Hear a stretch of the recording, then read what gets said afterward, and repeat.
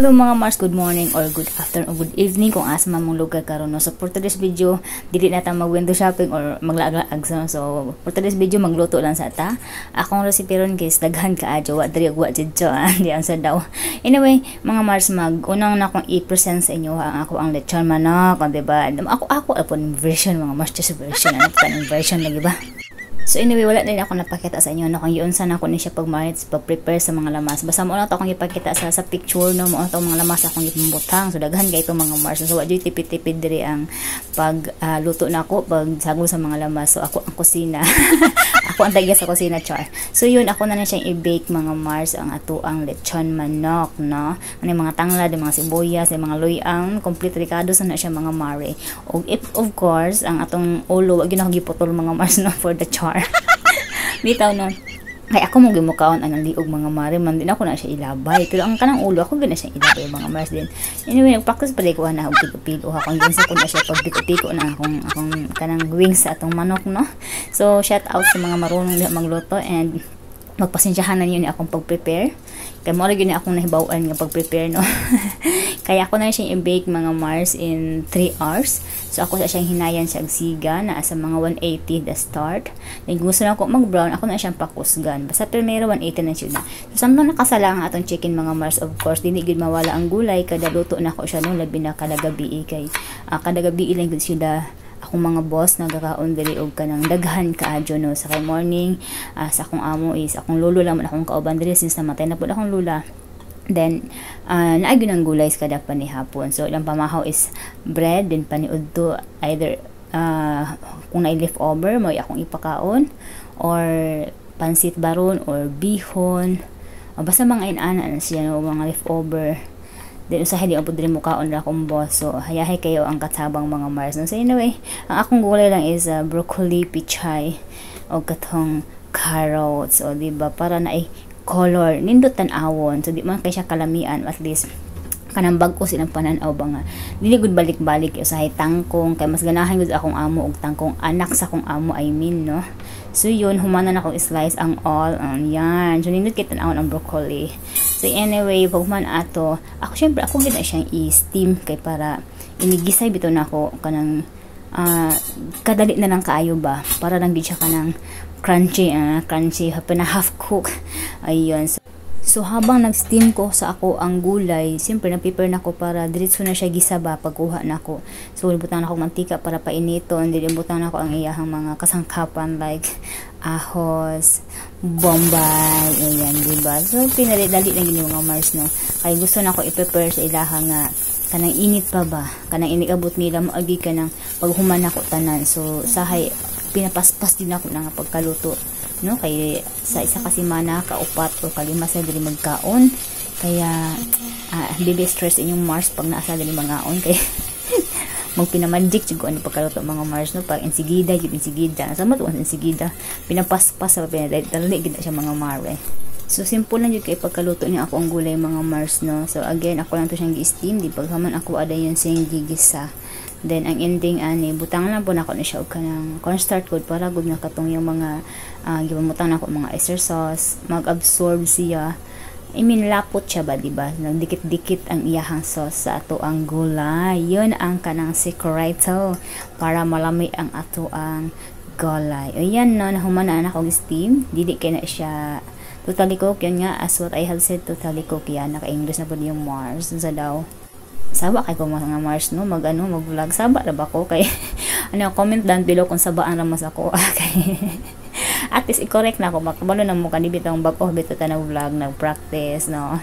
So yun gibutangan ako na siya og chicken powder pampadagdag lasa. Mo na po na akong sekreto mga Mars no.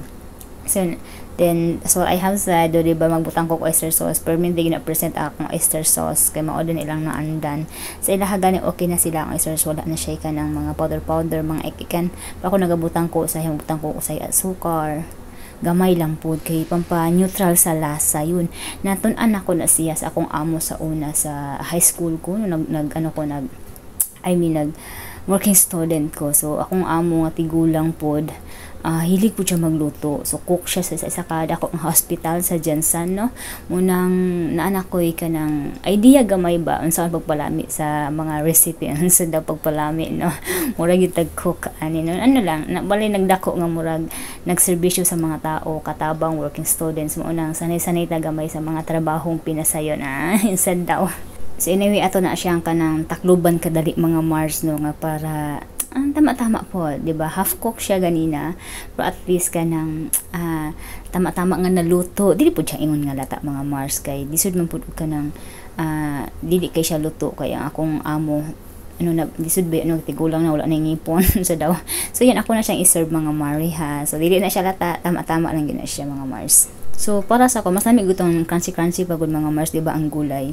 So na mo kaso nga tigulang. So perminti ko nagahuna-huna para sa iyahang healthy sad daw sa iyang ngipon bang di na kaikadulot masipag na yung marple, no. So para dali kay siya mag-usap, para dali siya mahuman og kaon, para dali ako mahuman og trabaho sad daw. So yun human ako og luto sa kong gulay. So proceed na buta sa lain atong recipe nga steam fish. So mao ni ilahang pinaka best ideal nga himuon sa isda, no, kanay steam kay healthy daw. Di sa gusto og more on prito kay dili daw healthy para sa ilaha iyon, no. So steam ako na pangibutangan ni siya og kanang onion, no, sa ilalom at saka dito sa babaw luya. While ga steam siya ibutangan ako na siya luya sa ibabaw ug sa ilalom ug sa tunga sa isda mga Mars. So syempre naluto naman siya, ako na siyang gitanggal ang luya kay pulihan ako na siya og kanang dahon sa sibuyas o parsley. So yan, o diba? So pwede lang pud siya nga sibuyas sa mga Mars wala parsley, or either parsley lang or pwede mo halo. And then ibutangan ako na siya og fest sauce mga Mars, na tarong to pagka-pronounce. Then syempre nagpainit ko og mantika nga para purag matunaw ang lasa sa atong gibutang sa babaw, no. So anyway, after ato mga Mars, so nagluto na pud ko og kaning pork nga tawag ani deep fry pork ribs. Ay, di ba? Iyak ko naka-pronounce mga Mars sa lugay kay makalitos. Ina kaya ang dagan sa radar na yung Mars mga Mars, no. So yun, ako na siyang giprito mga Mare kay kini isa ni sa orders akong amo every Chinese New Year kay mo ni best recipes. Lamian daw sila ani yun.